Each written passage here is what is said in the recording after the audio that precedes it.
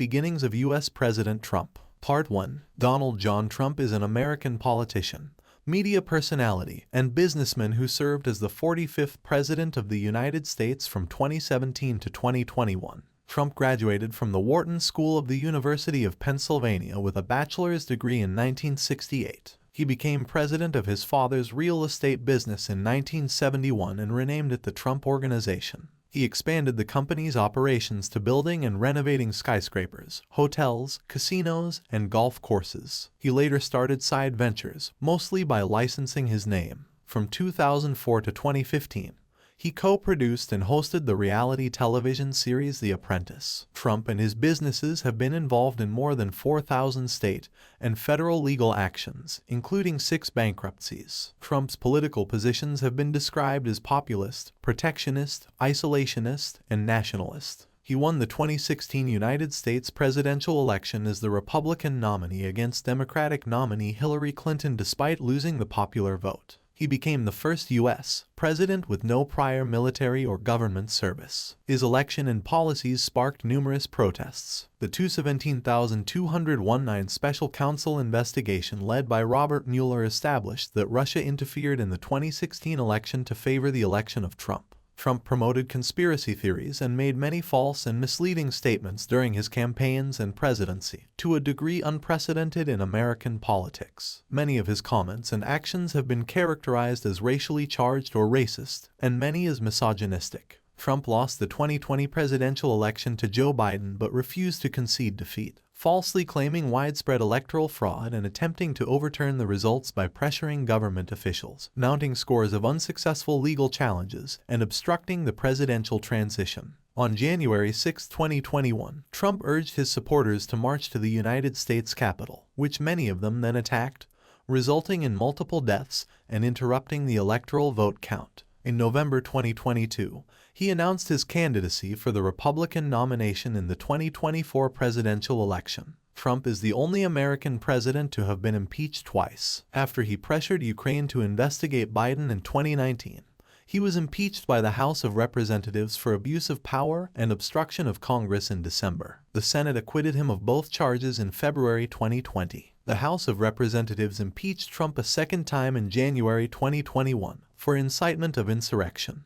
The Senate acquitted him in February, after he had already left office. Since leaving office, Trump has remained heavily involved in the Republican Party, including making over 200 political endorsements during the 2022 midterm elections. Scholars and historians rank Trump as one of the worst presidents in American history. Donald John Trump was born on June 14, 1946, at Jamaica Hospital in the borough of Queens in New York City, the fourth child of Fred Trump, a Bronx-born real estate developer whose parents were German immigrants, and Mary Ann MacLeod Trump, an immigrant from Scotland. Trump grew up with older siblings Mary Ann, Fred Jr., and Elizabeth, and younger brother Robert in the Jamaica Estates neighborhood of Queens, and attended the private Kew Forest School from kindergarten through 7th grade. At age 13, he was enrolled at the New York Military Academy, a private boarding school, and in 1964 he enrolled at Fordham University. 2 years later, he transferred to the Wharton School of the University of Pennsylvania, graduating in May 1968 with a B.S. in economics. In 2015, Trump's lawyer Michael Cohen threatened Trump's colleges, high school, and the college board with legal action if they released Trump's academic records. While in college, Trump obtained 4 student draft deferments during the Vietnam War era. In 1966, he was deemed fit for military service based upon a medical examination,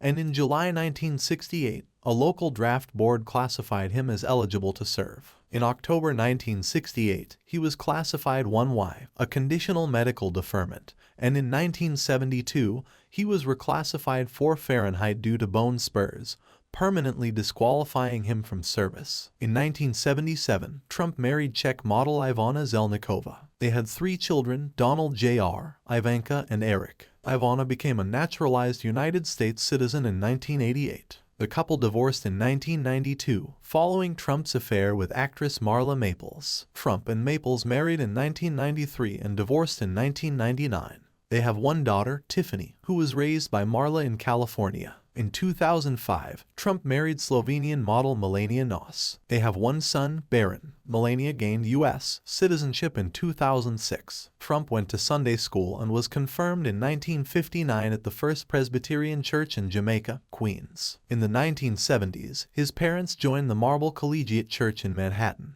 which belongs to the Reformed Church in America. The pastor at Marble, Norman Vincent Peale, ministered to the family until his death in 1993. Trump has described him as a mentor. In 2015, the church stated that Trump was not an active member. In 2019, he appointed his personal pastor, televangelist Paula White, to the White House Office of Public Liaison. In 2020, he said he identified as a non-denominational Christian. Trump has called golfing his primary form of exercise but usually does not walk the course. He considers exercise a waste of energy because exercise depletes the body's energy like a battery, with a finite amount of energy. In 2015, Trump's campaign released a letter from his longtime personal physician, Harold Bornstein, stating that Trump would be the healthiest individual ever elected to the presidency. In 2018, Bornstein said Trump had dictated the contents of the letter and that 3 Trump agents had seized his medical records in a February 2017 raid on the doctor's office. In 1982, Trump made the initial Forbes list of wealthy people for holding a share of his family's estimated $200 million net worth. His losses in the 1980s dropped him from the list between 1990 and 1995. After filing the mandatory financial disclosure report with the FEC in July 2015, he announced a net worth of about $10 billion. Records released by the FEC showed at least $1.4 billion in assets and $265 million in liabilities. Forbes estimated his net worth at $4.5 billion in 2015 and $3.1 billion in 2018. In its 2021 billionaires ranking, it was $2.4 billion, making him one of the wealthiest office holders in American history. Journalist Jonathan Greenberg reported in 2018 that Trump, using the pseudonym John Barron and claiming to be a Trump Organization official, called him in 1984 to falsely assert that he owned in excess of 90% of the Trump family's business, to secure a higher ranking on the Forbes 400 list of wealthy Americans. Greenberg also wrote that Forbes had vastly overestimated Trump's wealth and wrongly included him on the Forbes 400 rankings of 1982, 1983, and 1984. Trump has often said he began his career with a small loan of $1 million from his father, and that he had to pay it back with interest. He was a millionaire by age 8, borrowed at least $60 million from his father, largely failed to repay those loans, and received another $413 million from his father's company. In 2018, he and his family were reported to have committed tax fraud, and the New York Tax Department began investigating. His investments underperformed the stock and New York property markets. Forbes estimated in October 2018 that his net worth declined from $4.5 billion in 2015 to $3.1 billion in 2017 and his product licensing income from $23 million to $3 million. Contrary to his claims of financial health and business acumen, Trump's tax returns from 1985 to 1994 show net losses totaling $1.17 billion. The losses were higher than those of almost every other American taxpayer. The losses in 1990 and 1991, more than $250 million each year, were more than double those of the nearest losers. In 1995, his reported losses were $915.7 million. Over 20 years, Trump lost hundreds of millions of dollars and deferred declaring $287 million in forgiven debt as taxable income. His income mainly came from his share in The Apprentice and businesses in which he was a minority partner, and his losses mainly from majority-owned businesses. Much income was in tax credits for his losses, which let him avoid annual income tax payments or lowered them to $750. In the last decade, he balanced his business's losses by selling and borrowing against assets, including a $100 million mortgage on Trump Tower, and the liquidation of over $200 million in stocks and bonds. He personally guaranteed $421 million in debt, most of which is due by 2024. As of October 2020, Trump had over $1 billion in debts, secured by his assets. He owed $640 million to banks and trust organizations, including Bank of China, Deutsche Bank, and UBS, and approximately $450 million to unknown creditors. The value of his assets exceeds his debt. Starting in 1968, Trump was employed at his father Fred's real estate company, Trump Management, which owned middle-class rental housing in New York City's outer boroughs. In 1971, he became president of the company and began using the Trump Organization as an umbrella brand. Trump attracted public attention in 1978 with the launch of his family's first Manhattan venture, the renovation of the derelict Commodore Hotel, adjacent to Grand Central Terminal. The financing was facilitated by a $400 million city property tax abatement arranged by Fred Trump, who also, jointly with Hyatt, guaranteed a $70 million in bank construction financing. The hotel reopened in 1980 as the Grand Hyatt Hotel, and that same year, Trump obtained rights to develop Trump Tower, a mixed-use skyscraper in Midtown Manhattan. The building houses the headquarters of the Trump Corporation and Trump's PAC and was Trump's primary residence until 2019. In 1988, Trump acquired the Plaza Hotel in Manhattan with a loan of $425 million from a consortium of banks. 2 years later, the hotel filed for bankruptcy protection, and a reorganization plan was approved in 1992. In 1995, Trump sold the Plaza Hotel along with most of his properties to pay down his debts, including personally guaranteed loans, allowing him to avoid personal insolvency. In 1996, Trump acquired the mostly vacant 71-story skyscraper at 40 Wall Street, later rebranded as the Trump Building,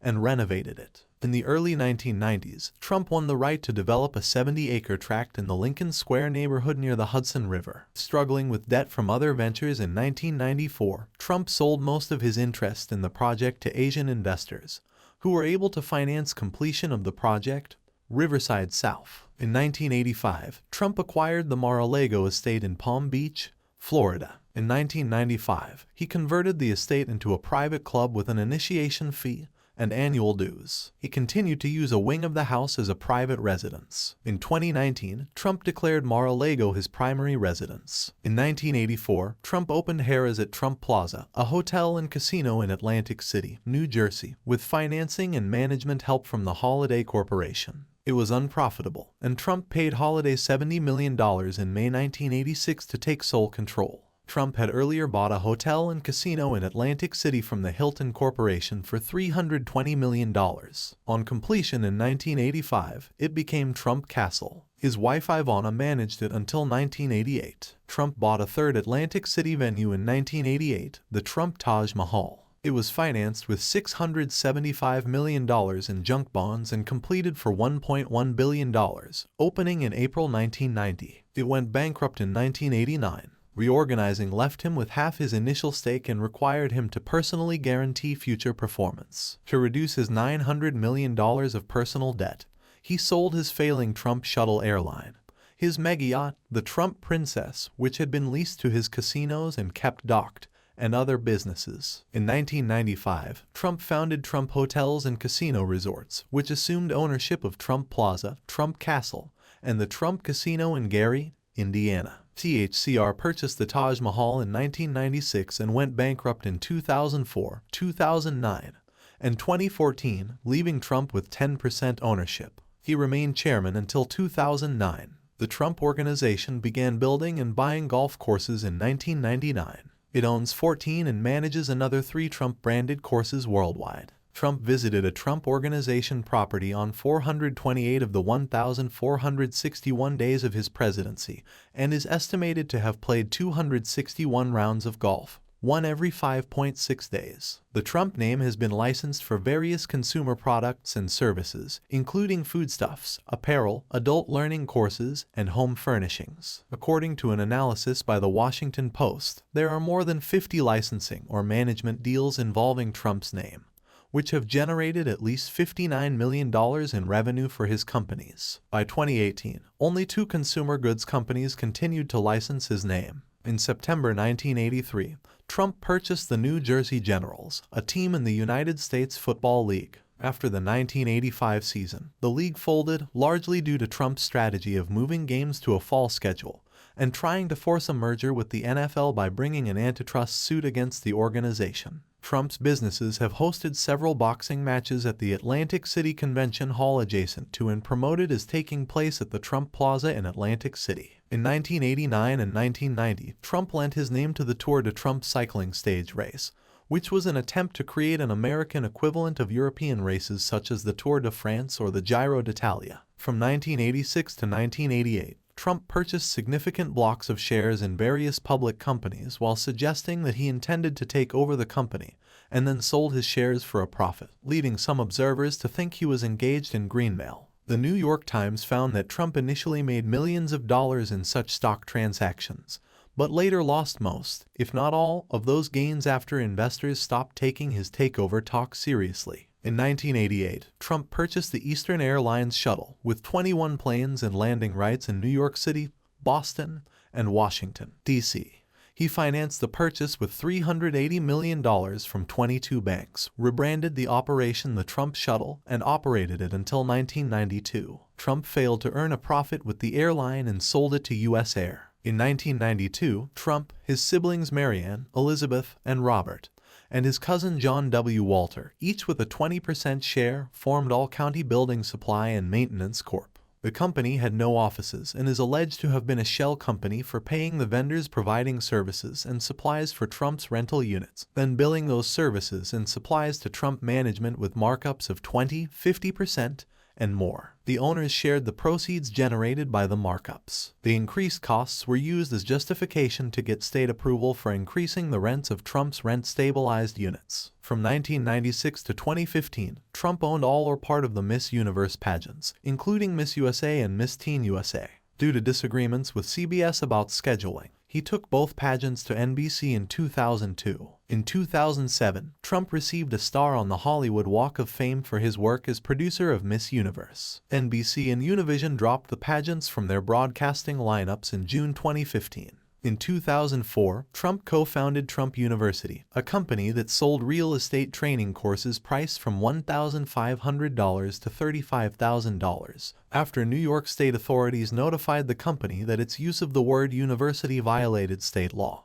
Its name was changed to Trump Entrepreneur Initiative in 2010. In 2013, the state of New York filed a $40 million civil suit against Trump University, alleging that the company made false statements and defrauded consumers. In addition, 2 class actions were filed in federal court against Trump and his companies. Internal documents revealed that employees were instructed to use a hard sell approach, and former employees testified that Trump University had defrauded or lied to its students. Shortly after he won the 2016 presidential election, Trump agreed to pay a total of $25 million to settle the 3 cases. The Donald J. Trump Foundation was a private foundation established in 1988. In the foundation's final years, its funds mostly came from donors other than Trump, who did not donate any personal funds to the charity from 2009 until 2014. The foundation gave to healthcare and sports-related charities, as well as conservative groups. In 2016, The Washington Post reported that the charity had committed several potential legal and ethical violations, including alleged self-dealing and possible tax evasion.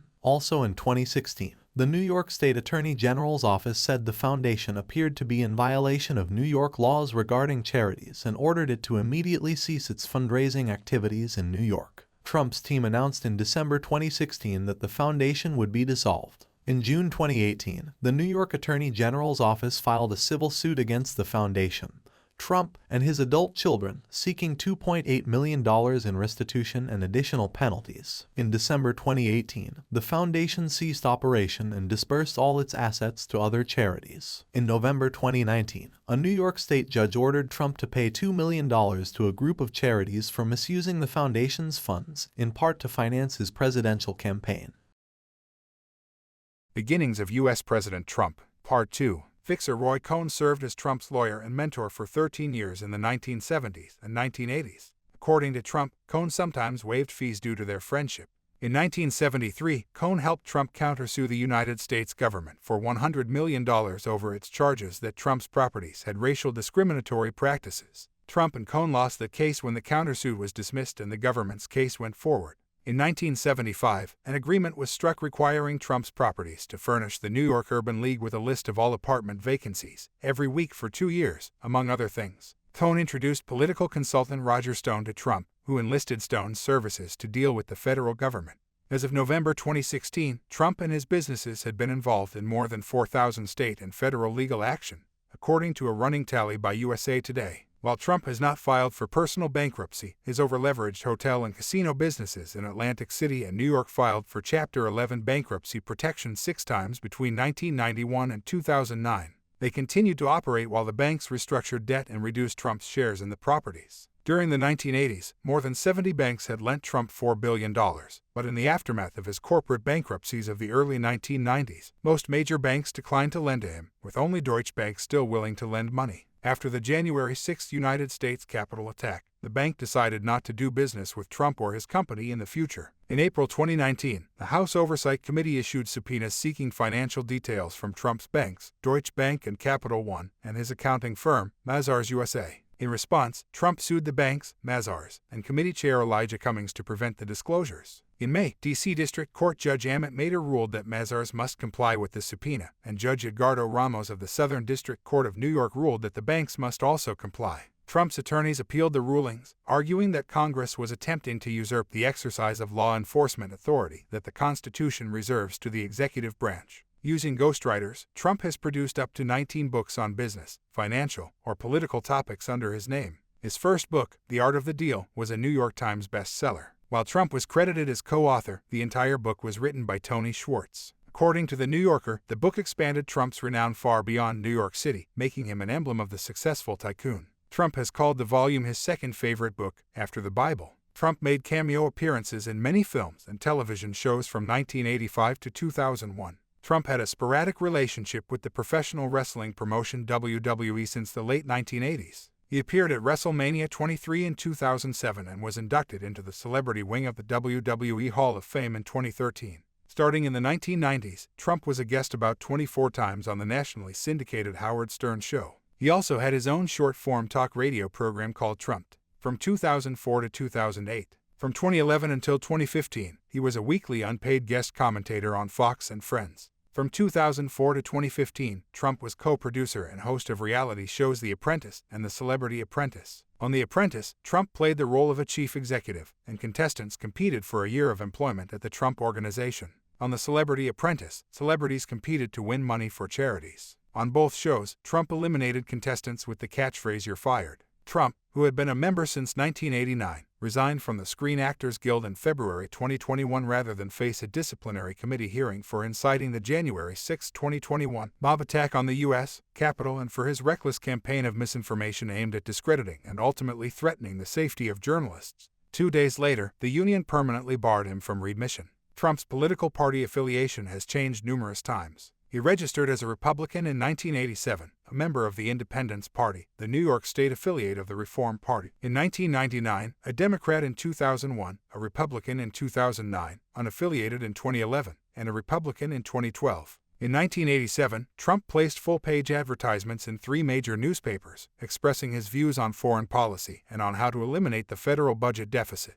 He ruled out running for local office but not for the presidency. In 1988, he approached Lee Atwater asking to be put into consideration as Republican nominee George H.W. Bush's running mate. Bush found the request strange and unbelievable. In 2000, Trump ran in the California and Michigan primaries for nomination as the Reform Party candidate for the 2000 United States presidential election but withdrew from the race in February 2000.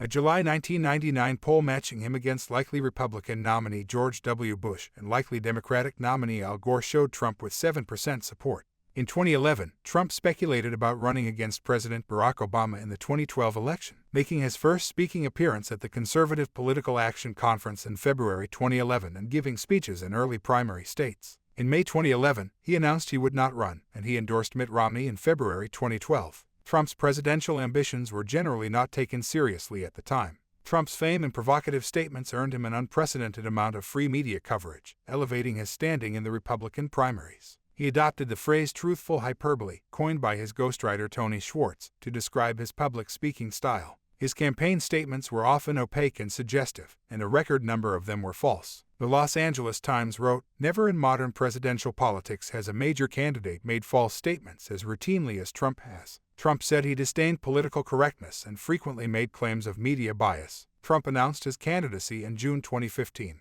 His campaign was initially not taken seriously by political analysts, but he quickly rose to the top of opinion polls. He became the front-runner in March 2016 and was declared the presumptive Republican nominee in May. Hillary Clinton led Trump in national polling averages throughout the campaign, but in early July her lead narrowed. In mid-July, Trump selected Indiana Governor Mike Pence as his vice presidential running mate, and the two were officially nominated at the 2016 Republican National Convention. Trump and Clinton faced off in 3 presidential debates in September and October 2016. Trump twice refused to say whether he would accept the result of the election. Trump's political positions and rhetoric were right-wing populist. Politico described them as eclectic, improvisational, and often contradictory, quoting a healthcare policy expert at the American Enterprise Institute as saying that his political positions were a total random assortment of whatever plays publicly. NBC News counted 141 distinct shifts on 23 major issues during his campaign. Trump's campaign platform emphasized renegotiating U.S.-China relations and free trade agreements such as NAFTA and the Trans-Pacific Partnership, strongly enforcing immigration laws, and building a new wall along the U.S.-Mexico border. In August 2016, Trump hired Steve Bannon, the executive chairman of Breitbart News, described by Bannon as the platform for the alt-right, as his campaign CEO. The alt-right movement coalesced around and supported Trump's candidacy, due in part to its opposition to multiculturalism and immigration. In an interview after the election, Trump said of the alt-right that he did not want to energize the group and that he disavowed them. Trump's FEC-required reports listed assets above $1.4 billion and outstanding debts of at least $315 million.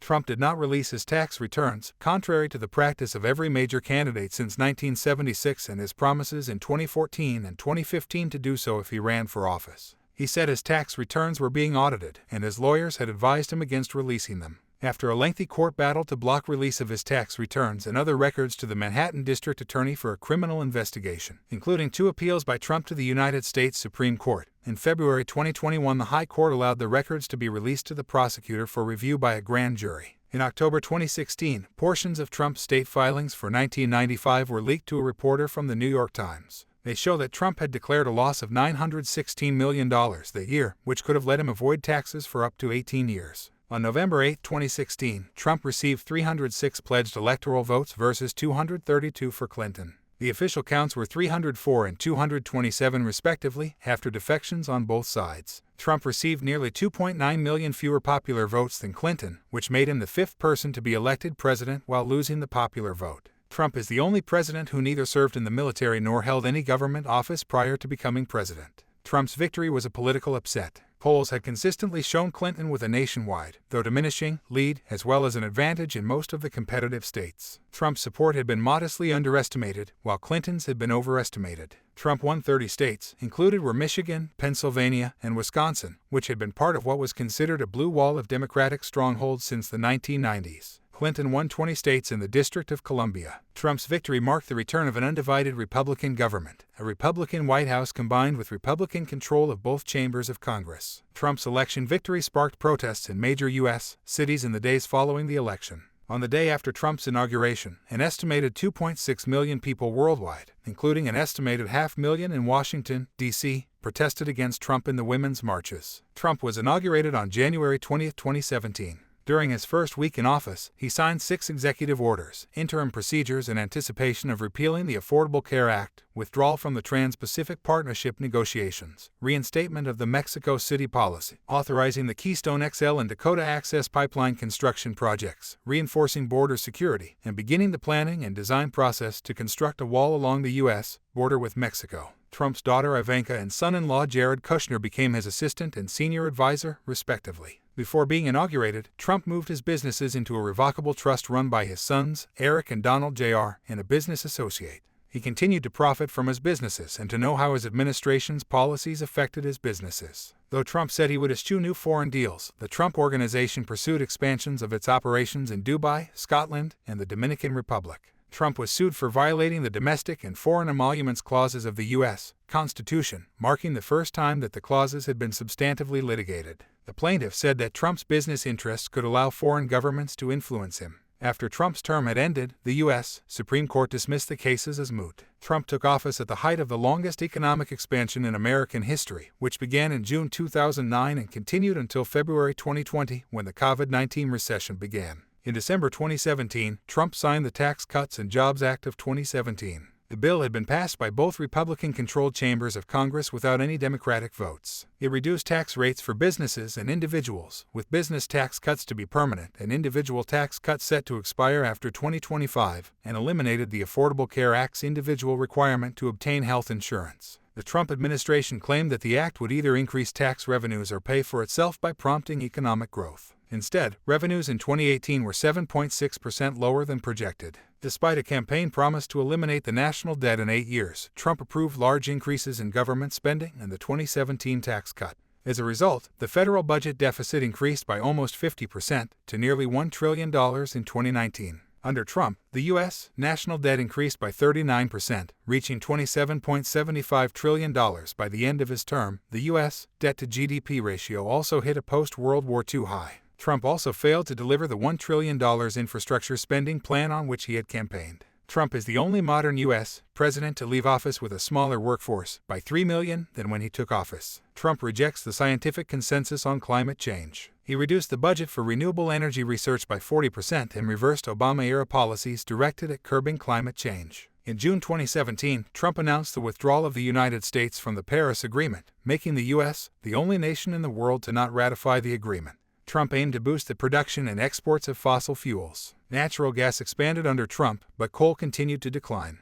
Trump rolled back more than 100 federal environmental regulations, including those that curbed greenhouse gas emissions, air and water pollution, and the use of toxic substances. He weakened protections for animals and environmental standards for federal infrastructure projects, and expanded permitted areas for drilling and resource extraction, such as allowing drilling in the Arctic refuge. Trump's actions while president have been called a very aggressive attempt to rewrite our laws and reinterpret the meaning of environmental protections. On January 30, 2017, Trump signed Executive Order 13,771, which directed that for every new regulation administrative agencies issue at least 2 prior regulations be identified for elimination. Agency defenders expressed opposition to Trump's criticisms, saying the bureaucracy exists to protect people against well-organized, well-funded interest groups. Trump dismantled many federal regulations on health, labor, and the environment, among other topics. Trump signed 14 Congressional Review Act resolutions repealing federal regulations, among them a bill that made it easier for severely mentally ill persons to buy guns. During his first 6 weeks in office, he delayed, suspended, or reversed 90 federal regulations, often made after requests by the regulated industries. During his campaign, Trump vowed to repeal and replace the Affordable Care Act. Trump scaled back the implementation of the ACA through Executive Orders 13,765 and 13,813. Trump expressed a desire to let Obamacare fail. His administration cut the ACA enrollment period in half and drastically reduced funding for advertising and other ways to encourage enrollment. Trump falsely claimed he saved the coverage of pre-existing conditions provided by the ACA. In June 2018, the Trump administration joined 18 Republican-led states in arguing before the Supreme Court that the elimination of the individual mandate had rendered the ACA unconstitutional. If they had succeeded, it would have eliminated health insurance coverage for up to 23 million Americans. During the 2016 campaign, Trump promised to protect funding for Medicare and other social safety net programs, but in January 2020, he suggested he was willing to consider cuts to such programs. In response to the opioid epidemic, Trump signed legislation in 2018 to increase funding for drug treatments, but was widely criticized for failing to make a concrete strategy. U.S. opioid overdose deaths declined slightly in 2018, but surged to a record 50,052 deaths in 2019. Trump said in 2016 that he was committed to appointing pro-life justices, pledging to appoint justices who would automatically overturn Roe v. Wade. He also said he supported traditional marriage but considered the nationwide legality of same-sex marriage a settled issue. In March 2017, his administration rolled back key components of the Obama administration's workplace protections against discrimination of LGBT people. Trump said he is opposed to gun control in general, although his views have shifted over time. After several mass shootings during his term, he said he would propose legislation to curtail gun violence, but this was abandoned in November 2019. His administration took an anti-marijuana position, revoking Obama-era policies that provided protections for states that legalized marijuana. Trump is a longtime advocate of capital punishment. Under his administration, the federal government executed 13 prisoners, more than in the previous 56 years combined and after a 17-year moratorium. In 2016, Trump said he supported the use of interrogation torture methods such as waterboarding but later appeared to recant this due to the opposition of Defense Secretary James Mattis. Most of Trump's pardons and commutations were granted to people with personal or political connections to him. In his term, Trump sidestepped regular Department of Justice procedures for considering pardons. Instead, he often entertained pardon requests from his associates or from celebrities. From 2017 to 2019, the pardons included former Arizona Sheriff Joe Arpaio, former Navy sailor Christian Saucier, who was convicted of taking classified photographs of classified areas inside a submarine, and right-wing commentator Dinesh D'Souza. Following a request by celebrity Kim Kardashian, Trump commuted the life sentence of Alice Marie Johnson, who had been convicted of drug trafficking. Trump pardoned or reversed the sentences of 3 American servicemen convicted or accused of committing war crimes in Afghanistan or Iraq. In November and December 2020, Trump pardoned 4 Blackwater private security contractors convicted of killing Iraqi civilians in the 2007 Nisour Square massacre. White-collar criminals Michael Milken and Bernard Kerik, and daughter Ivanka's father-in-law Charles Kushner. He also pardoned 5 people convicted as a result of investigations into Russian interference in the 2016 presidential elections: Michael Flynn, George Papadopoulos, Alex Vander Zwan Stone, whose 40-month sentence for lying to Congress, witness tampering, and obstruction he had already commuted in July, and Paul Manafort. In his last full day in office, Trump granted 143 pardons and commutations. Those receiving pardons include Steve Bannon, Trump fundraiser Elliot Broidy, and 3 former Republican congressmen. Amongst those to receive sentence commutation were former Detroit mayor and Democrat Quayne Kilpatrick and sports gambler Billy Walters. The latter had paid tens of thousands of dollars to former Trump attorney John M. Dowd to plead his case with Trump.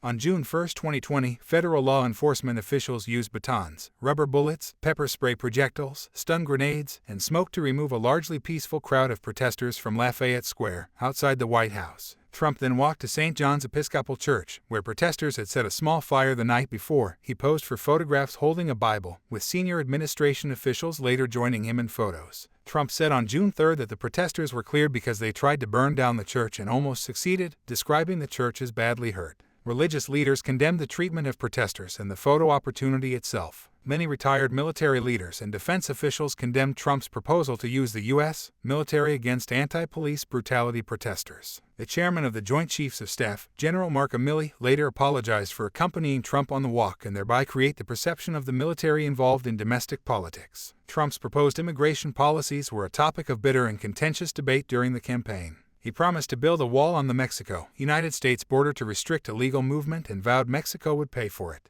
He pledged to deport millions of illegal immigrants residing in the United States and criticized birthright citizenship for incentivizing anchor babies. President, he frequently described illegal immigration as an invasion and conflated immigrants with the criminal gang MS-13, though available research shows undocumented immigrants have a lower crime rate than native-born Americans. Trump attempted to drastically escalate immigration enforcement, including implementing harsher immigration enforcement policies against asylum seekers from Central America than any modern U.S. president.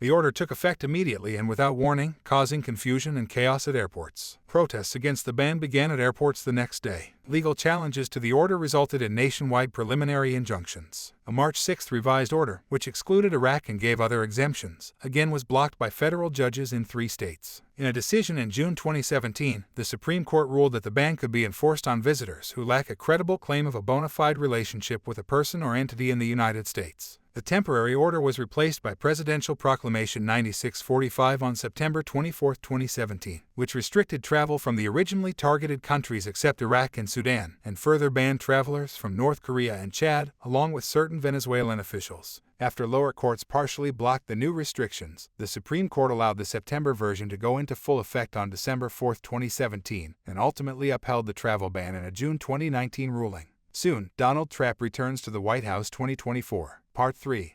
Beginnings of U.S. President Trump. Part 3. The Trump administration separated more than 5,400 children of migrant families from their parents at the U.S.-Mexico border while attempting to enter the U.S., a sharp increase in the number of family separations at the border starting from the summer of 2017. In April 2018, the Trump administration announced a zero-tolerance policy whereby every adult suspected of illegal entry would be criminally prosecuted. This resulted in family separations, as the migrant adults were put in criminal detention for prosecution, while their children were separated as unaccompanied alien minors. Administration officials described the policy as a way to deter illegal immigration. In early May, Trump proposed the phase-out of the coronavirus task force and its replacement with another group centered on reopening the economy. Amid a backlash, Trump said the task force would indefinitely continue. By the end of May, the coronavirus task force's meetings were sharply reduced. Policy of family separations was unprecedented in previous administrations and sparked public outrage. Trump falsely asserted that his administration was merely following the law, blaming Democrats, despite the separations being his administration's policy. Although Trump originally argued that the separations could not be stopped by an executive order, he signed an executive order on June 20, 2018, mandating that migrant families be detained together unless the administration judged that doing so would harm the child. On June 26, 2018, a federal judge concluded that the Trump administration had no system in place to keep track of the separated children, nor any effective measures for family communication and reunification. The judge ordered for the families to be reunited and family separations stopped, except where the parent are judged unfit to take care of the child, or if there is parental approval. Despite the federal court order, the Trump administration continued to practice family separations, with more than 1,000 migrant children separated. One of Trump's central campaign promises was to build a 1,000-mile border wall to Mexico and have Mexico pay for it. By the end of his term, the U.S. had built 40 miles of new primary wall and 33 miles of secondary wall, in locations where there had been no barriers, and 365 miles of primary or secondary border fencing replacing dilapidated or outdated barriers. In 2018, Trump refused to extend government funding unless Congress allocated $5.6 billion in funds for the border wall, resulting in the federal government partially shutting down for 35 days from December 2018 to January 2019, the longest U.S. government shutdown in history. Around 800,000 government employees were furloughed or worked without pay. Trump and Congress ended the shutdown by approving temporary funding that provided delayed payments to government workers but no funds for the wall. The shutdown resulted in an estimated permanent loss of $3 billion to the economy, according to the Congressional Budget Office. About half of those polled blamed Trump for the shutdown, and Trump's approval ratings dropped. To prevent another imminent shutdown in February 2019, Congress passed and Trump signed a funding bill that included $1.37 billion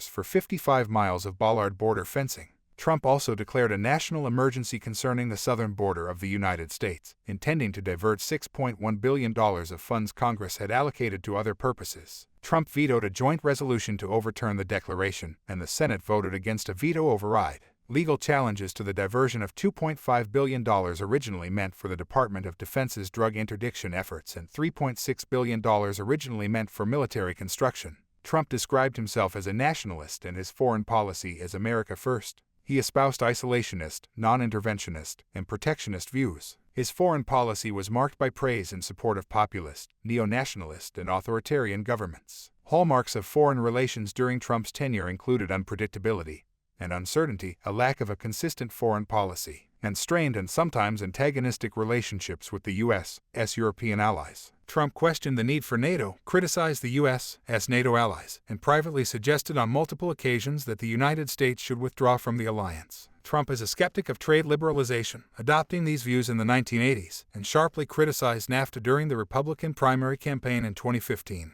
He withdrew the U.S. from the Trans-Pacific Partnership negotiations, imposed tariffs on steel and aluminum imports, and launched a trade war with China by sharply increasing tariffs on 818 categories of Chinese goods imported into the U.S. While Trump said that import tariffs are paid by China into the U.S. Treasury, they are paid by American companies that import goods from China. Although he pledged during the campaign to significantly reduce the U.S.'s large trade deficits, the deficit reached its highest level in 12 years under his administration. Following a 217,218 renegotiation, the United States-Mexico-Canada Agreement became effective in July 2020 as the successor to NAFTA. Before and during his presidency, Trump repeatedly accused China of taking unfair advantage of the USA's president, Trump launched a trade war against China that was widely characterized as a failure. Sanctioned Huawei for its alleged ties to Iran, significantly increased visa restrictions on Chinese students and scholars, and classified China as a currency manipulator. Trump also juxtaposed verbal attacks on China with praise of Chinese Communist Party leader Xi Jinping, which was attributed to trade war negotiations with the leader. After initially praising China for its handling of the COVID-19 pandemic, he began a campaign of criticism over its response starting in March 2020. Trump said he resisted punishing China for its human rights abuses against ethnic minorities in the northwestern Xinjiang region for fear of jeopardizing trade negotiations. In July 2020, the Trump administration imposed sanctions and visa restrictions against senior Chinese officials in response to expanded mass detention camps holding more than 1 million of the country's Uyghur Muslim ethnic minority. Trump actively supported the Saudi Arabian-led intervention in Yemen against the Houthis and in 2017 signed a $110 billion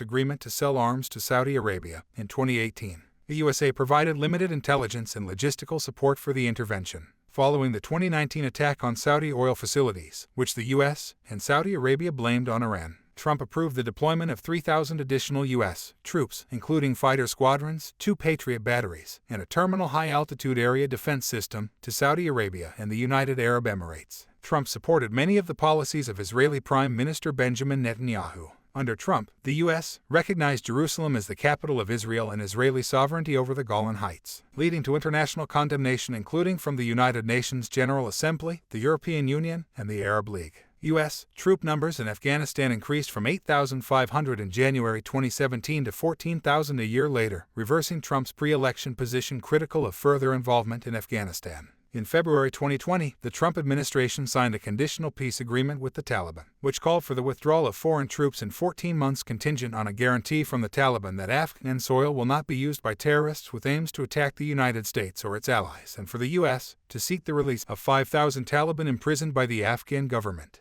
By the end of Trump's term, 5,000 Taliban had been released, and, despite the Taliban continuing attacks on Afghan forces and integrating al-Qaeda members into its leadership, U.S. troops had been reduced to 2,500. Trump ordered missile strikes in April 2017 and in April 2018 against the Assad regime in Syria, in retaliation for the Khan Sheikhan and Dhamma chemical attacks, respectively. In December 2018, Trump declared we have won against ISIS, contradicting Department of Defense assessments, and ordered the withdrawal of all troops from Syria. The next day, Mattis resigned in protest, calling his decision an abandonment of the U.S.'s Kurdish allies who played a key role in fighting ISIS. 1 week after his announcement, Trump said he would not approve any extension of the American deployment in Syria. In October 2019, after Trump spoke to Turkish President Recep Tayyip Erdogan, U.S. troops in northern Syria were withdrawn from the area and Turkey invaded northern Syria, attacking and displacing American allied Kurds in the area. Later that month, the U.S. House of Representatives, in a rare bipartisan vote of 354-60, condemned Trump's withdrawal of U.S. troops from Syria for abandoning U.S. allies, undermining the struggle against ISIS, and spurring a humanitarian catastrophe. After an Iranian missile test on January 29, 2017, and Houthi attacks on Saudi warships, the Trump administration sanctioned 12 companies and 13 individuals suspected of being involved in Iran's missile program.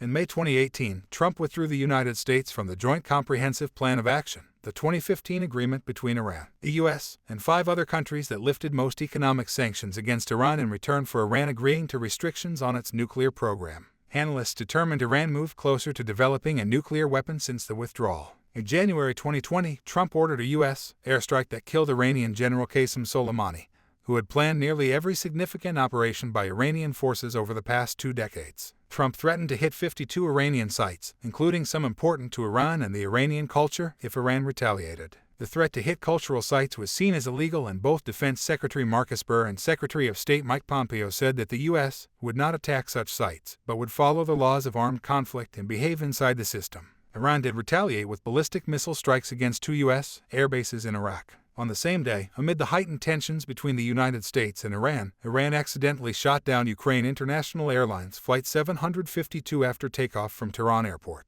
In August 2020, the Trump administration unsuccessfully attempted to trigger a mechanism that was part of the agreement that would have led to the return of sanctions against Iran. In 2017, when North Korea's nuclear weapons were increasingly seen as a serious threat, Trump escalated his rhetoric, warning that North Korean aggression would be met with fire and fury like the world has never seen. In 2017, Trump declared that he wanted North Korea's complete denuclearization and engaged in name-calling with leader Kim Jong-un. After this period of tension, Trump and Kim exchanged at least 27 letters in which the two men described a warm personal friendship. Trump met Kim 3 times, in Singapore in 2018, in Hanoi in 2019, and in the Korean Demilitarized Zone in 2019. Trump became the first sitting U.S. president to meet a North Korean leader or to set foot on North Korean soil. Trump also lifted some U.S. sanctions against North Korea. However, no denuclearization agreement was reached, and talks in October 2019 broke down after one day. While conducting no nuclear tests since 2017, North Korea continued to build up its arsenal of nuclear weapons and ballistic missiles. The Trump administration watered down the toughest penalties the U.S. had imposed on Russian entities after its 2014 annexation of Crimea. Trump withdrew the U.S. from the Intermediate-Range Nuclear Forces Treaty, citing alleged Russian non-compliance, and supported a potential return of Russia to the G7. Trump repeatedly praised and rarely criticized Russian President Vladimir Putin, but opposed some actions of the Russian government. After he met Putin at the Helsinki summit in July 2018, Trump drew bipartisan criticism for accepting Putin's denial of Russian interference in the 2016 presidential election, rather than accepting the findings of U.S. intelligence agencies. Trump did not discuss alleged Russian bounties offered to Taliban fighters for attacking American soldiers in Afghanistan with Putin, saying both that he doubted the intelligence and that he was not briefed on it. The Trump administration had a high turnover of personnel, particularly among White House staff. By the end of Trump's first year in office, 34% of his original staff had resigned, been fired, or been reassigned. As of early July 2018, 61% of Trump's senior aides had left and 141 staffers had left in the previous year. Both figures set a record for recent presidents, more change in the first 13 months than his 4 immediate predecessors saw in their first 2 years. Notable early departures included National Security Advisor Flynn and Press Secretary Sean Spicer. Close personal aides to Trump including Bannon, Hope Hicks, John McEntee, and Keith Schiller quit or were forced out. Some, including Hicks and McEntee, later returned to the White House in different posts. Trump publicly disparaged several of his former top officials, calling them incompetent, stupid, or crazy. Trump had 4 White House chiefs of staff, marginalizing or pushing out several. Reince Priebus was replaced after 7 months by retired Marine General John F. Kelly. Kelly resigned in December 2018 after a tumultuous tenure in which his influence waned, and Trump subsequently disparaged him. Kelly was succeeded by Mick Mulvaney as acting chief of staff. He was replaced in March 2020 by Mark Meadows. On May 9, 2017, Trump dismissed FBI Director James Comey, while initially attributing this action to Comey's conduct in the investigation about Hillary Clinton's emails. Trump said a few days later that he was concerned with Comey's roles in the ongoing Trump-Russia investigations, and that he had intended to fire Comey earlier. At a private conversation in February, Trump said he hoped Comey would drop the investigation into Flynn. In March and April, Trump asked Comey to lift the cloud impairing his ability to act by saying publicly that the FBI was not investigating him. 2 of Trump's 15 original cabinet members were gone within 15 months. Health and Human Services Secretary Tom Price was forced to resign in September 2017 due to excessive use of private charter jets and military aircraft. Environmental Protection Agency Administrator Scott Pruitt resigned in 2018 and Secretary of the Interior Ryan Zink in January 2019 amid multiple investigations into their conduct. Trump was slow to appoint second-tier officials in the executive branch, saying many of the positions are unnecessary. In October 2017, there were still hundreds of sub-cabinet positions without a nominee. By January 8, 2019, of 706 key positions, 433 had been filled and Trump had no nominee for 264. Trump appointed 226 Article III judges, including 54 to the Courts of Appeals and 3 to the Supreme Court: Neil Gorsuch, Brett Kavanaugh, and Amy Coney Barrett. As president, Trump disparaged courts and judges whom he disagreed with, often in personal terms, and questioned the judiciary's constitutional authority. Trump's attacks on the courts have drawn rebukes from observers, including sitting federal judges, who are concerned about the effect of Trump's statements on the judicial independence and public confidence in the judiciary. In December 2019, COVID-19 erupted in Wuhan, China. The SARS-CoV-2 virus spread worldwide within weeks. The first confirmed case in the U.S. was reported on January 20, 2020. The outbreak was officially declared a public health emergency by Health and Human Services Secretary Alex Azar on January 31, 2020. Trump's public statements on COVID-19 were at odds with his private statements. In February 2020, Trump publicly asserted that the outbreak in the U.S. was less deadly than influenza, was very much under control, and would soon be over. At the same time, he acknowledged the opposite in a private conversation with Bob Woodward. In March 2020, Trump privately told Woodward that he was deliberately playing it down in public so as not to create panic. Trump was slow to address the spread of the disease, initially dismissing the imminent threat and ignoring persistent public health warnings and calls for action from health officials within his administration and Secretary Azar. Instead, throughout January and February he focused on economic and political considerations of the outbreak. By mid-March, most global financial markets had severely contracted in response to the emerging pandemic. Trump continued to claim that a vaccine was less than a year away, although HHS and Centers for Disease Control and Prevention officials had repeatedly told him that vaccine development would take 18 months. Trump also falsely claimed that anybody that wants a test can get a test, despite the availability of tests being severely limited. On March 6, Trump signed the Coronavirus Preparedness and Response Supplemental Appropriations Act into law, which provided $8.3 billion in emergency funding for federal agencies. On March 11, the World Health Organization recognized the spread of COVID-19 as a pandemic, and Trump announced partial travel restrictions for most of Europe, effective March 13. That same day, he gave his first serious assessment of the virus in a nationwide Oval Office address, calling the outbreak horrible but a temporary moment and saying there was no financial crisis. On March 13, he declared a national emergency, freeing up federal resources. In September 2019, the Trump administration terminated United States Agency for International Development's PREDICT program, a $200 million epidemiological research program initiated in 2009 to provide early warning of pandemics abroad. The program trained scientists in 60 foreign laboratories to detect and respond to viruses that have the potential to cause pandemics. One such laboratory was the Wuhan lab that first identified the virus that causes COVID-19. After revival in April 2020, the program was given 2 6-month extensions to help fight COVID-19 in the U.S. and other countries. On April 22, Trump signed an executive order restricting some forms of immigration to the United States. In late spring and early summer, with infections and death counts continuing to rise, he adopted a strategy of blaming the states for the growing pandemic, rather than accepting that his initial assessments of the course of the pandemic were overly optimistic or his failure to provide presidential leadership. Trump established the White House Coronavirus Task Force on January 29, 2020. Beginning in mid-March, Trump held a daily task force press conference, joined by medical experts and other administration officials, sometimes disagreeing with them by promoting unproven treatments. Trump was the main speaker at the briefings, where he praised his own response to the pandemic, frequently criticized rival presidential candidate Joe Biden, and denounced the press. On March 16, he acknowledged for the first time that the pandemic was not under control and that months of disruption to daily lives and a recession might occur. His repeated use of the terms Chinese virus and China virus to describe COVID-19 drew criticism from health experts. By early April, as the pandemic worsened and amid criticism of his administration's response, Trump refused to admit any mistakes in his handling of the outbreak, instead blaming the media, Democratic state governors, the previous administration, China, and the World Health Organization. The daily coronavirus task force briefings ended in late April, after a briefing at which Trump suggested the dangerous idea of injecting a disinfectant to treat COVID-19.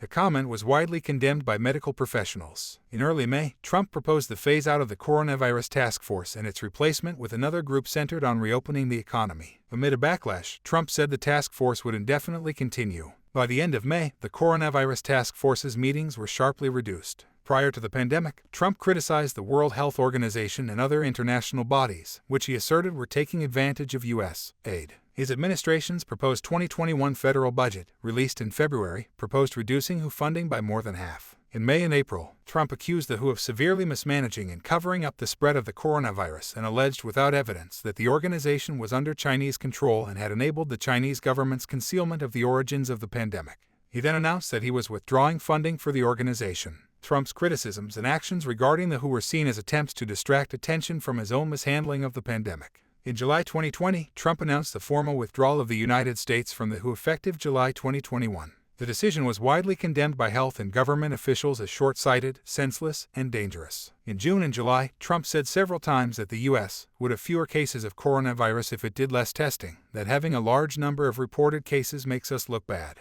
The CDC guideline at the time was that any person exposed to the virus should be quickly identified and tested even if they are not showing symptoms, because asymptomatic people can still spread the virus. In August 2020, the CDC quietly lowered its recommendation for testing, advising that people who have been exposed to the virus but are not showing symptoms do not necessarily need a test. The change in guidelines was made by HHS political appointees under Trump administration pressure against the wishes of CDC scientists. The day after this political interference was reported, the testing guideline was changed back to its original recommendation, stressing that anyone who has been in contact with an infected person should be tested. In April 2020, Republican-connected groups organized anti-lockdown protests against the measures state governments were taking to combat the pandemic. Trump encouraged the protests on Twitter, even though the targeted states did not meet the Trump administration's own guidelines for reopening.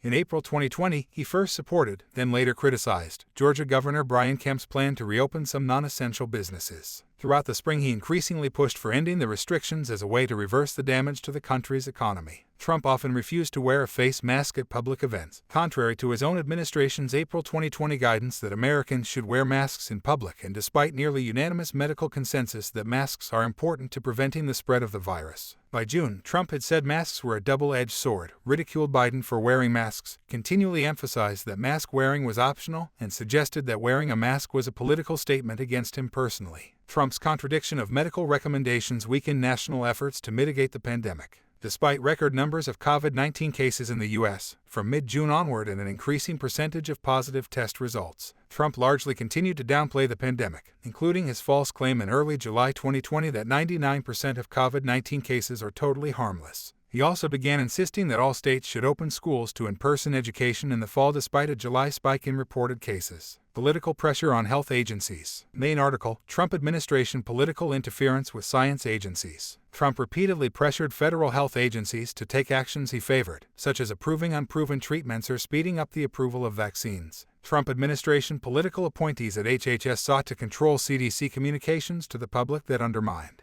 Trump's claims that the pandemic was under control. CDC resisted many of the changes, but increasingly allowed HHS personnel to review articles and suggest changes before publication. Trump alleged without evidence that FDA scientists were part of a deep state opposing him and delaying approval of vaccines and treatments to hurt him politically. On October 2, 2020, Trump tweeted that he had tested positive for COVID-19. His wife, their son Barron, and numerous staff members and visitors also became infected. Later that day, Trump was hospitalized at Walter Reed National Military Medical Center, reportedly due to labored breathing and a fever. He was treated with antiviral and experimental antibody drugs and a steroid. He returned to the White House on October 5, still struggling with the disease. During and after his treatment, he continued to downplay the virus. It was revealed that his condition had been far more serious. He had dangerously low blood oxygen levels, a high fever, and lung infiltrates, indicating a severe case of the disease. By July 2020, Trump's handling of the COVID-19 pandemic had become a major issue for the 2020 presidential election. Biden sought to make the pandemic the central issue of the election.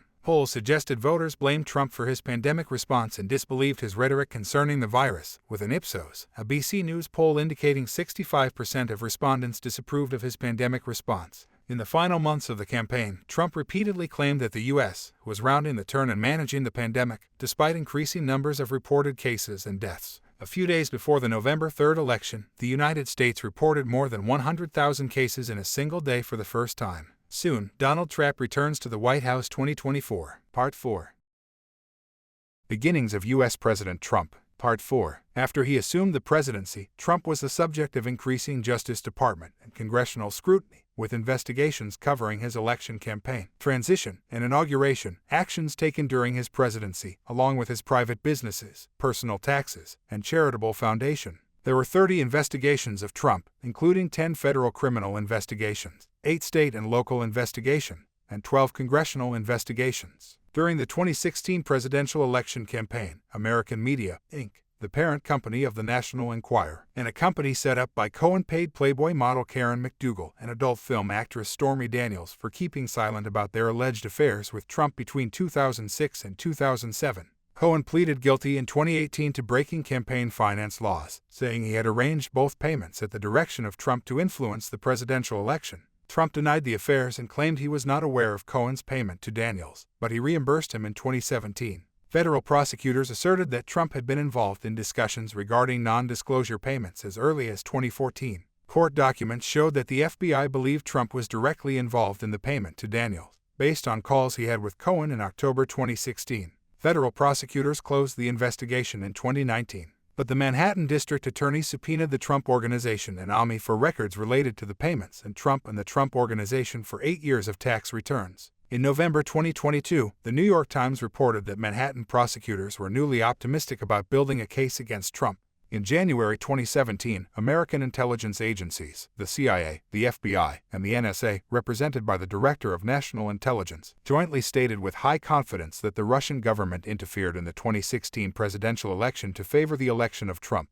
In March 2017, FBI Director James Comey told Congress the FBI, as part of our counterintelligence mission, is investigating the Russian government's efforts to interfere in the 2016 presidential election. That includes investigating the nature of any links between individuals associated with the Trump campaign and the Russian government, and whether there was any coordination between the campaign and Russia's efforts. Once discovered, the links between Trump associates and Russian officials were widely reported by the press. Manafort, one of Trump's campaign managers, worked from December 2004 to February 2010 to help pro-Russian politician Viktor Yanukovych win the Ukrainian presidency. Other Trump associates, including Flynn and Stone, were connected to Russian officials. Russian agents were overheard during the campaign saying they could use Manafort and Flynn to influence Trump. Members of Trump's campaign and later his White House staff, particularly Flynn, were in contact with Russian officials both before and after the November election. On December 29, 2016, Flynn talked with Russian Ambassador Sergei Kislyak about sanctions that were imposed that same day. Flynn later resigned in the midst of controversy over whether he misled Pence. Trump told Kislyak and Sergei Lavrov in May 2017 he was unconcerned about Russian interference in U.S. elections. Trump and his allies promoted a conspiracy theory that Ukraine, rather than Russia, interfered in the 2016 election, which was also promoted by Russia to frame Ukraine. After the Democratic National Committee was hacked, Trump first claimed it withheld its server from the FBI, second, that CrowdStrike, the company that investigated the servers, was Ukraine-based and Ukrainian-owned, and third that the server was hidden in Ukraine. Members of the Trump administration spoke out against the conspiracy theories. FBI Crossfire Hurricane and 2017 counterintelligence investigations. The Crossfire Hurricane FBI investigation into possible links between Russia and the Trump campaign was launched in July 2016 during the campaign season. After Trump fired FBI Director James Comey in May 2017, the FBI opened a counterintelligence investigation into Trump's personal and business dealings with Russia. Crossfire Hurricane was folded into the Mueller investigation, but Deputy Attorney General Rod Rosenstein ended the other investigation while giving the Bureau the false impression that Mueller would pursue it. In May 2017, Deputy Attorney General Rod Rosenstein appointed Robert Mueller, a former director of the FBI, special counsel for the Department of Justice, ordering him to examine any links in or coordination between the Russian government and the Trump campaign. He privately told Mueller to restrict the investigation to criminal matters in connection with Russia's 2016 election interference. The special counsel also investigated whether Trump's dismissal of James Comey as FBI director constituted obstruction of justice, and the Trump campaign's possible ties to Saudi Arabia, the United Arab Emirates, Turkey, Qatar, Israel, and China. Trump denied collusion between his campaign and the Russian government. He sought to fire Mueller and shut down the investigation multiple times but backed down after his staff objected or after changing his mind.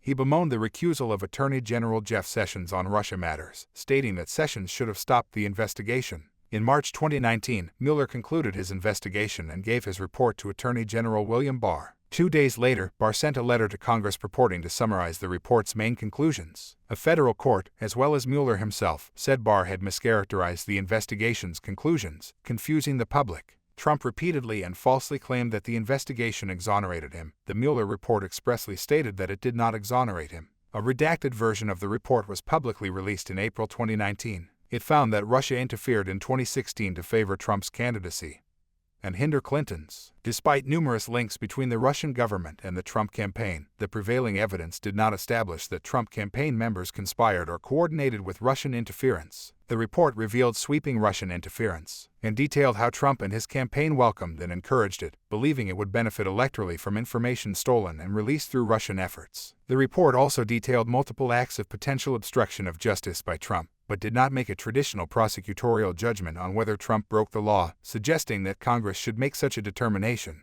Investigators decided they could not apply an approach that could potentially result in a judgment that the president committed crimes, as an Office of Legal Counsel opinion stated that a sitting president could not be indicted, and investigators would not accuse him of a crime when he cannot clear his name in court. The report concluded that Congress, having the authority to take action against a president for wrongdoing, may apply the obstruction laws. The House of Representatives subsequently launched an impeachment inquiry following the Trump-Ukraine scandal, but did not pursue an article of impeachment related to the Mueller investigation. Several Trump associates pleaded guilty or were convicted in connection with Mueller's investigation and related cases. Manafort, convicted on 8 felony counts, Deputy Campaign Manager Rick Gates, Foreign Policy Advisor Papadopoulos, and Flynn. Cohen pleaded guilty to lying to Congress about Trump's 2016 attempts to reach a deal with Russia to build a Trump Tower in Moscow. Cohen said he had made the false statements on behalf of Trump, who was identified as Individual 1 in the court documents. In February 2020, Stone was sentenced to 40 months in prison for lying to Congress and witness tampering regarding his attempts to learn more about hacked Democratic emails during the 2016 election.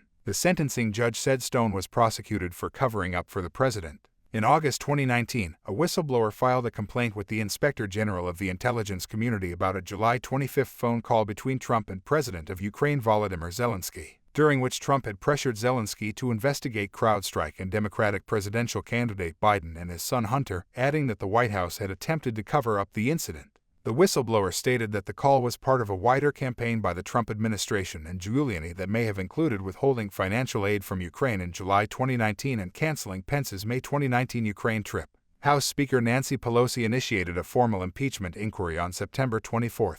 Trump then confirmed that he withheld military aid from Ukraine, offering contradictory reasons for the decision. On September 25, the Trump administration released a memorandum of the phone call which confirmed that, after Zelensky mentioned purchasing American anti-tank missiles, Trump asked him to discuss investigating Biden and his son with Giuliani and Barr. The testimony of multiple administration officials and former officials confirmed that this was part of a broader effort to further Trump's personal interests by giving him an advantage in the upcoming presidential election. In October, William B. Taylor, Jr., the chargé d'affaires for Ukraine, testified before congressional committees that soon after arriving in Ukraine in June 2019, he found that Zelensky was being subjected to pressure directed by Trump and led by Giuliani. According to Taylor and others, the goal was to coerce Zelensky into making a public commitment investigating the company that employed Hunter Biden, as well as rumors about Ukrainian involvement in the 2016 U.S. presidential election. He said it was made clear that until Zelensky made such an announcement, the administration would not release scheduled military aid for Ukraine and not invite Zelensky to the White House. On December 13, the House Judiciary Committee voted along party lines to pass 2 articles of impeachment, one for abuse of power and one for obstruction of Congress. After debate, the House of Representatives impeached Trump on both articles on December 18.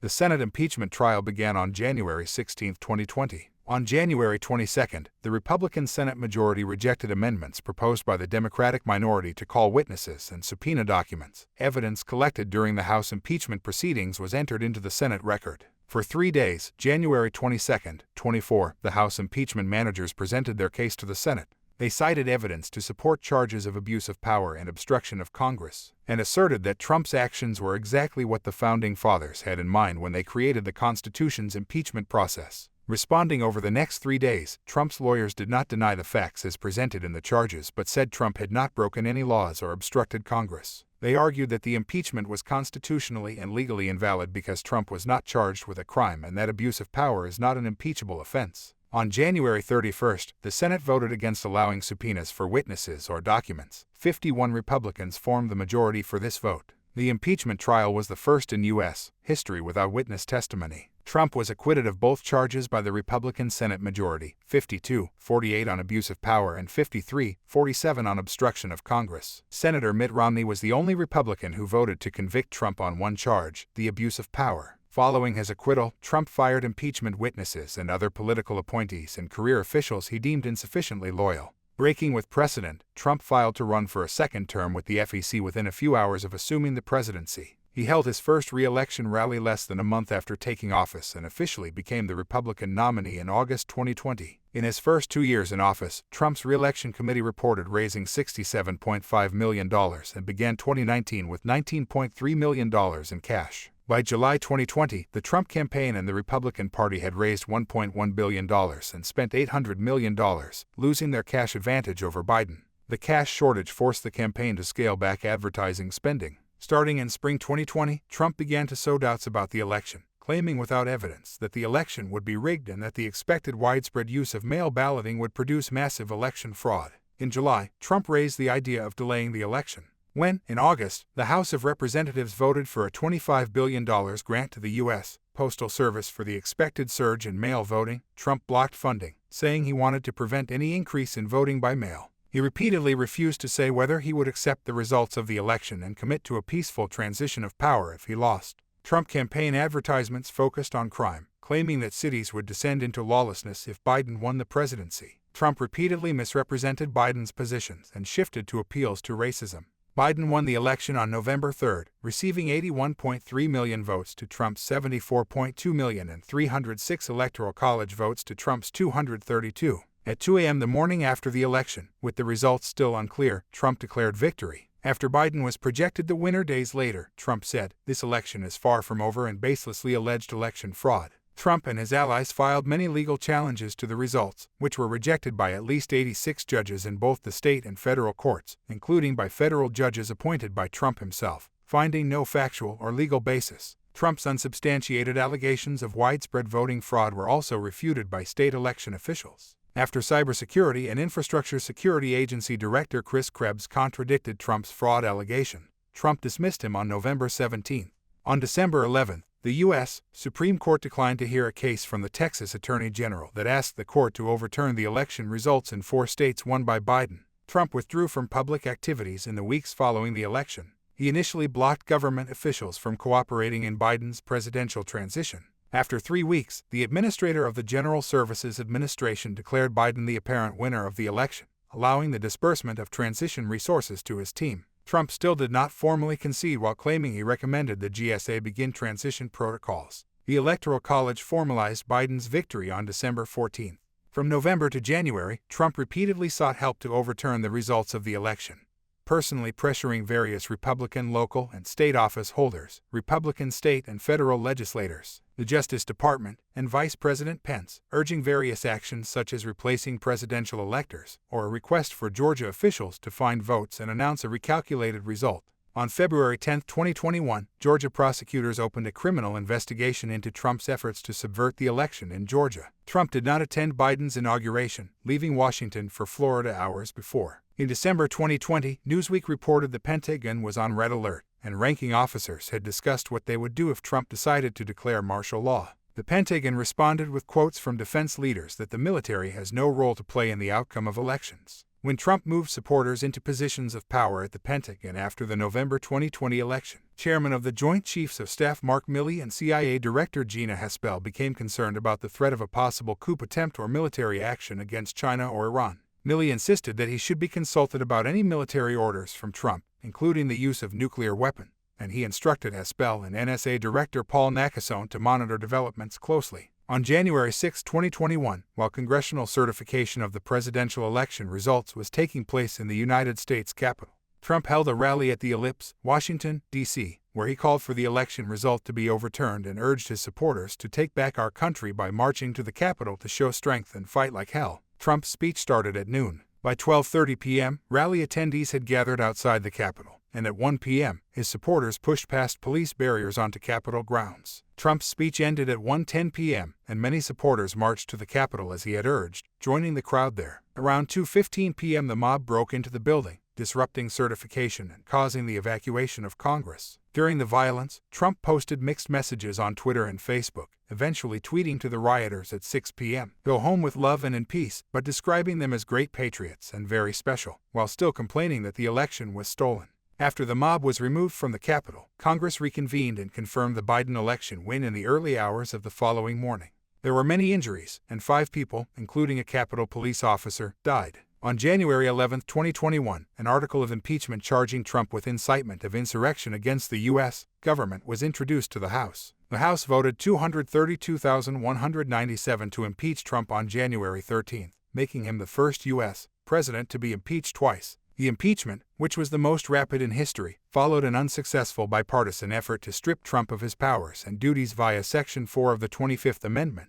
10 Republicans voted for impeachment, the most members of a party ever to vote to impeach a president of their own party. On February 13, following a 5-day Senate trial, Trump was acquitted when the Senate voted 57-43 for conviction, falling 10 votes short of the 2/3 majority required to convict. 7 Republicans joined every Democrat in voting to convict, the most bipartisan support in any Senate impeachment trial of a president or former president.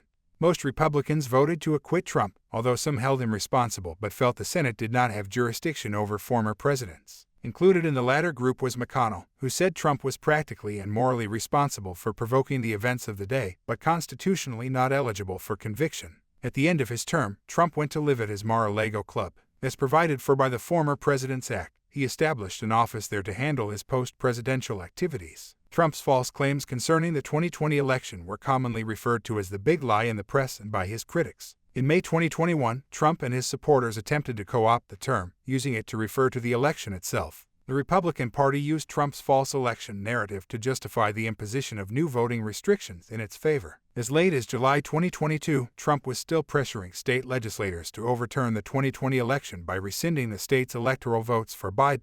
Trump resumed his campaign-style rallies with an 85-minute speech at the annual North Carolina Republican Party convention on June 6, 2021. On June 26, he held his first public rally since the January 6 rally that preceded the riot at the Capitol. Unlike other former presidents, Trump continued to dominate his party. He has been compared to a modern-day party boss. He continued fundraising, raising more than twice as much as the Republican Party itself, hinted at a third candidacy, and profited from fundraisers many Republican candidates held at Mar-a-Lago. Much of his focus was on the people in charge of elections and how elections are run. In the 2022 midterm elections, he endorsed over 200 candidates for various offices, most of whom support his claim that the 2020 presidential election was stolen from him. Though there are exceptions, Trump's endorsement has been seen as important for candidates in Republican primary elections. Trump registered a new company in February 2021. Trump Media and Technology Group was formed for providing social networking services to customers in the United States. In October 2021, Trump announced the planned merger of TMTG with Digital World Acquisition, a special-purpose acquisition company. A main backer of the SPAC is China-based financier ARK Group, who was reportedly involved in setting up the proposed merger. The transaction is under investigation by the U.S. Securities and Exchange Commission.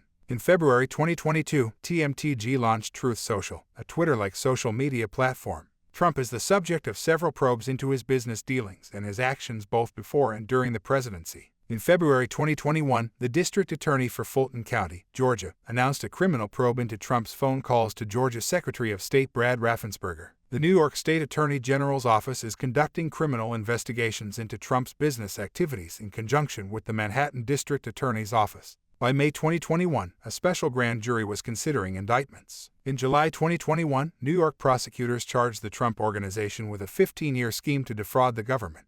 The organization's chief financial officer, Alan Weisselberg, was arraigned on grand larceny, tax fraud, and other charges. In December 2021, the New York State Attorney General's office subpoenaed Trump to produce documents related to the business. On April 25, 2022, New York State Judge Arthur Engoron held Trump in contempt of court for failing to comply with the subpoena. He imposed a fine of $10,000 per day until he complies. Trump was deposed in August and invoked his Fifth Amendment right against self-incrimination more than 400 times. In September 2022, the Attorney General of New York filed a civil fraud case against Trump, his three oldest children, and the Trump Organization. When Trump left the White House in January 2021, he took government documents and material with him to Mar-a-Lago. By May 2021, the National Archives and Records Administration, the federal agency that preserves government records, realized that important documents had not been turned over to them at the end of Trump's term and asked his office to locate them. In January 2022, they retrieved 15 boxes of White House records from Mar-a-Lago. NARA later informed the Department of Justice that some of the retrieved documents were classified material. The Justice Department began an investigation in April 2022 and convened a grand jury. The Justice Department sent Trump a subpoena for additional material on May 11. On June 3, Justice Department officials visited Mar-a-Lago and received some classified documents from Trump's lawyers. One of the lawyers signed a statement affirming that all material marked as classified had been returned to the government. Later that month, an additional subpoena was sent requesting surveillance footage from Mar-a-Lago, which was provided. On August 8, 2022, FBI agents searched Trump's residence, office, and storage areas at Mar-a-Lago to recover government documents and material Trump had taken with him when he left office in violation of the Presidential Records Act, reportedly including some related to nuclear weapons. The search warrant, authorized by U.S. Attorney General Merrick Garland and approved by a federal magistrate judge, and the written inventory of the seized items were made public on August 12. The text of the search warrant indicates an investigation of potential violations of the Espionage Act and obstruction of justice laws. The items taken in the search included 11 sets of classified documents, 4 of them tagged as top secret and 1 as top secret, SCI, the highest level of classification. On November 18, 2022, Garland appointed a special counsel, federal prosecutor Jack Smith, to oversee the federal criminal investigations into Trump retaining government property at Mar-a-Lago and examining Trump's role in the events leading up to the January 6, 2021, Capitol attack. Trump registered his candidacy for the 2024 United States presidential election with the Federal Election Commission on November 15, 2022 and set up a fundraising account. Trump was the only president to never reach a 50% approval rating in the Gallup poll dating to 1938. The approval ratings showed a record partisan gap, 88% among Republicans, 7% among Democrats. Until September 2020, the ratings were unusually stable, reaching a high of 49% and a low of 35%. Trump finished his term with a record low approval rating of between 29% and 34% and a record low average of 41% throughout his presidency. In Gallup's annual poll asking Americans to name the man they admire the most, Trump placed second to Obama in 2017 and 2018, tied with Obama for most admired man in 2019, and was named most admired in 2020. Since Gallup started conducting the poll in 1948, Trump is the first elected president not to be named most admired in his first year in office. A Gallup poll in 134 countries comparing the approval ratings of U.S. leadership between the years 2016 and 2017 found that Trump led Obama in job approval in only 29, most of them non-democracies, with approval of U.S. leadership plummeting among allies and G7 countries. Overall ratings were similar to those in the last 2 years of the George W. Bush presidency. By mid-2020, only 16% of international respondents to a 13-nation Pew Research poll expressed confidence in Trump, a lower score than those historically accorded to Russia's Vladimir Putin and China's Xi Jinping. C-SPAN, which has surveyed presidential historians on presidential leadership each time the administration changed since 2000, ranked Trump fourth, lowest overall in their Presidential Historians Survey 2021, with Trump rated lowest in the leadership characteristics categories for moral authority and administrative skills. The Siena College Research Institute has surveyed presidential scholars during the second year of the first term of each president since 1982. For the second time, SCRI ranked Trump third lowest overall. He was ranked last on background, integrity, intelligence, foreign policy accomplishments, and executive appointments, and second to last on ability to compromise, executive ability, and present overall view. He was ranked near the bottom in all categories except for luck, willingness to take risks, and party leadership. Trump's social media presence attracted attention worldwide since he joined Twitter in 2009. He frequently tweeted during the 2016 election campaign and as president, until his ban in the final days of his term. Over 12 years, Trump posted around 57,000 tweets, often using Twitter as a direct means of communication with the public and sidelining the press. In June 2017, a White House press secretary said that Trump's tweets were official presidential statements. Trump often announced terminations of administration officials and cabinet members over Twitter. After years of criticism for allowing Trump to post misinformation and falsehoods, Twitter began to tag some of his tweets with fact-checking warnings in May 2020. In response, Trump tweeted that social media platforms totally silence conservatives' voices and that he would strongly regulate or close them down. In the days after the storming of the United States Capitol, Trump was banned from Facebook, Instagram, Twitter, and other platforms. Twitter blocked attempts by Trump and his staff to circumvent the ban through the use of others' accounts. The loss of Trump's social media megaphone, including his 88.7 million Twitter followers, diminished his ability to shape events and prompted a dramatic decrease in the volume of misinformation shared on Twitter. In May 2021, an advisory group to Facebook evaluated that site's indefinite ban of Trump and concluded that it had been justified at the time but should be re-evaluated in 6 months. In June 2021, Facebook suspended the account for 2 years. Later in June, Trump joined the video platform Rumble and began to post the messages of his website blog on the Twitter account of a spokesperson. Trump's attempts to re-establish a social media presence were unsuccessful. In May 2021, he launched a blog that had low readership and was closed after less than a month. On November 19, 2022, Twitter owner Elon Musk reinstated Trump's account. Trump had said that he would stay on his own media platform Truth Social. Trump sought media attention throughout his career, sustaining a love-hate relationship with the press. In the 2016 campaign, Trump benefited from a record amount of free media coverage, elevating his standing in the Republican primaries. The New York Times writer Amy Chozick wrote in 2018 that Trump's media dominance enthralled the public and created must-see TV. As a candidate and as president, Trump frequently accused the press of bias, calling it the fake news media and the enemy of the people. In 2018, journalist Leslie Stahl recounted Trump saying he intentionally demeaned and discredited the media, so when you write negative stories about me, no one will believe you. As president, Trump privately and publicly mused about revoking the press credentials of journalists he viewed as critical. His administration moved to revoke the press passes of 2 White House reporters, which were restored by the courts. In 2019, a member of the foreign press reported many of the same concerns as those of media in the U.S., expressing concern that a normalization process by reporters and media results in an inaccurate characterization of Trump. The Trump White House held about 100 formal press briefings in 2017, declining by half during 2018 and to 2 in 2019. Trump also deployed the legal system to intimidate the press. In early 2020, the Trump campaign sued the New York Times, the Washington Post, and CNN for defamation and opinion pieces about Russian election interference. Legal experts said that the lawsuits lacked merit and were not likely to succeed. By March 2021, the lawsuits against the New York Times and CNN had been dismissed. As a candidate and as president, Trump frequently made false statements in public speeches and remarks to an extent unprecedented in American politics. His falsehoods became a distinctive part of his political identity. Trump's false and misleading statements were documented by fact-checkers, including at the Washington Post, which tallied a total of 30,573 false or misleading statements made by Trump over his 4-year term. Trump's falsehoods increased in frequency over time, rising from about 6 false or misleading claims per day in his first year as president to 16 per day in his second year, 22 per day in his third year, and 39 per day in his final year. He reached 10,000 false or misleading claims 27 months into his term, 20,000 false or misleading claims 14 months later, and 30,000 false or misleading claims 5 months later. Some of Trump's falsehoods were inconsequential, such as his claims of a large crowd size during his inauguration.